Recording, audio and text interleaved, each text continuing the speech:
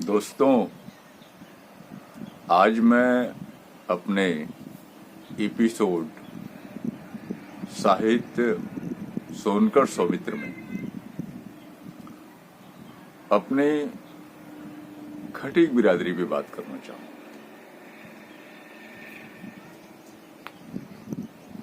खटीक बिरादरी पूरे भारत में पाकिस्तान और बांग्लादेश सहित फैली हुई है और इनकी संख्या भी अच्छी खासी है। सूचनाओं के अनुसार माना जाता है कि सिर्फ भारत में ही 2 करोड़ से कम लोग नहीं हैं। आंकड़े कुछ भी हो, सरकारी दस्तावेज क्या है, लेकिन जिस तरह से इनकी उपस्थिति हर शहरों में दिखाई देती है उससे लगता है कि इससे कम संख्या इनकी नहीं है। पाकिस्तान में भी है, बांग्लादेश में भी है और आज तो पूरे विश्व में जितने भी बड़े देश हैं वहां आपको खटीक बिरादरी की उपस्थिति मिल जाएगी। बड़े बड़े ओहदों पर लोग, और भारत में खुद अच्छे अच्छे पदों पर हैं। सांसद हैं, विधायक हैं, इंजीनियर हैं, वैज्ञानिक हैं, यहां तक कि मुख्यमंत्री और राज्यपाल तक रहे हैं। फिल्म स्टार भी हैं। कोई ऐसा क्षेत्र नहीं है जहां की यह बिरादरी न हो।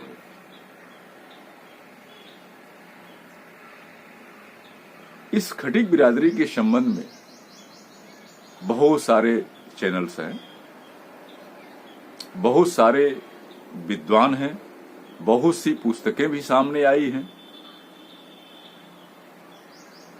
और मैं ये मानने के लिए तैयार हूं कि खटीक बिरादरी एक बहादुर जाति है, एक मेहनती जाति है। यह किसी से न दबने वाली बिरादरी है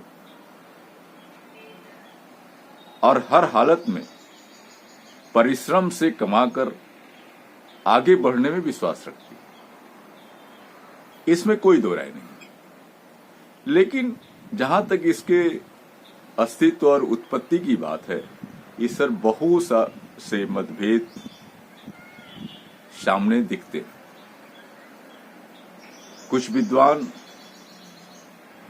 खटीक बिरादरी को राम का वंशज मानती है, कुछ विद्वान ब्राह्मण की वंशज मानती है,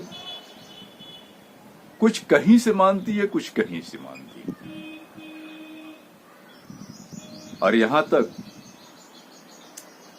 कि बताया जाता है कि जो भरपासी खटीक के समर्थक लोग हैं, यह भी बताया जाता है कि भरपासी खटीक एक ही बाप के बेटे हैं। लेकिन सवाल यहां खड़ा होता है कि भरपासी खटीक अगर तीनों एक ही पिता की संतान है तो ऐतिहासिक तौर पर भर राजा भी मिलता है, उसके आज भी तमाम किले हैं। पासी राजा भी मिलता है, उसके भी किले हैं।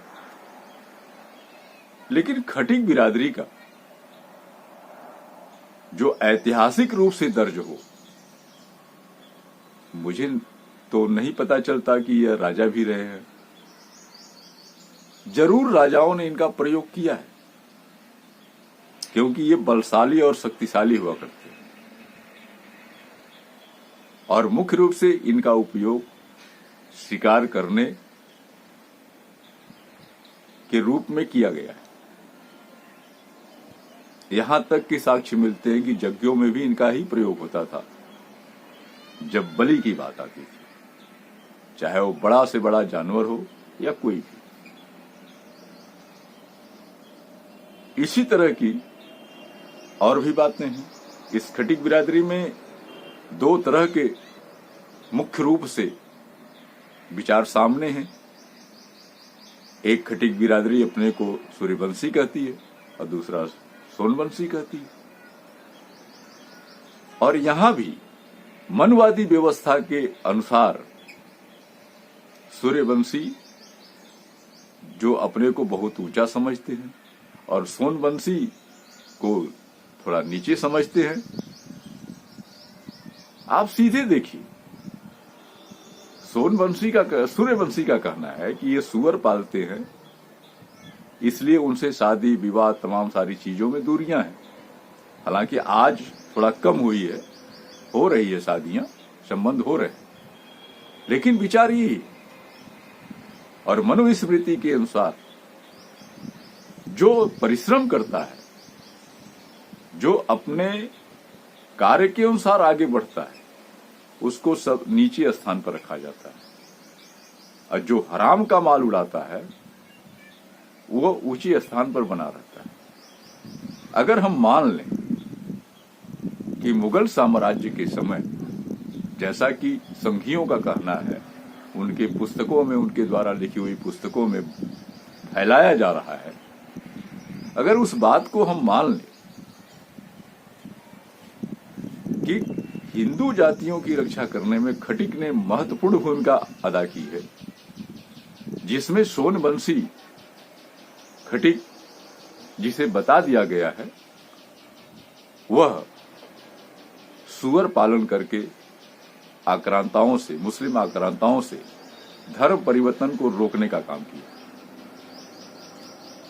जब ये अच्छा काम किए और इन सभी बड़े लोगों का रक्षा किए, तो फिर ये नीचे कैसे हुए? लेकिन मनुस्मृति जो हिंदू व्यवस्था है, हिंदू संविधान है, हर कार्य को करने वाले को नीचा दिखलाती है। मैंने तो मनुस्मृति पढ़ करके देखा है,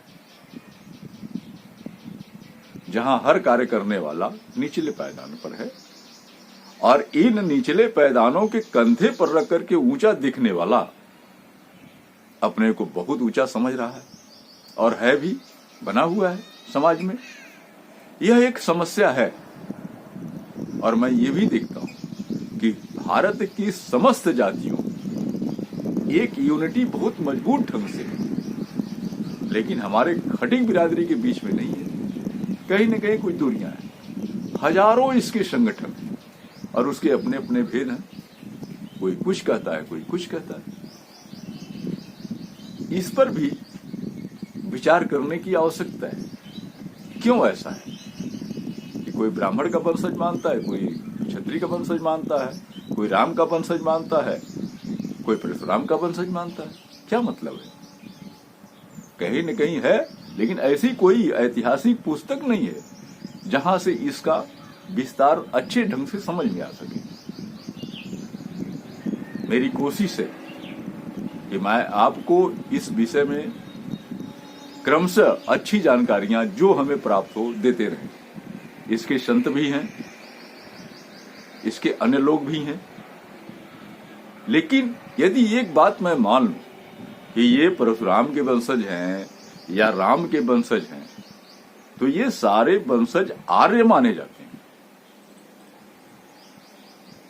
और आर्य माने जाते हैं। इसको अगर हम मान लें तो हम भी आर्य हैं, यानी भारत के मूल निवासी में हम नहीं हैं, और न हमारा रहन सहन मूल निवासियों जैसा है, आदिवासियों जैसा नहीं है मेरा रहन सहन।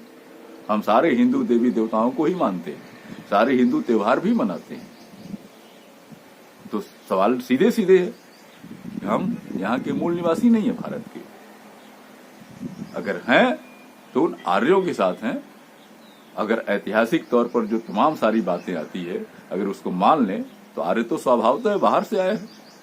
और यही कारण है, ये बड़ा स्पष्ट है कि आदिवासियों के साथ आर्यों का व्यवहार कैसा है।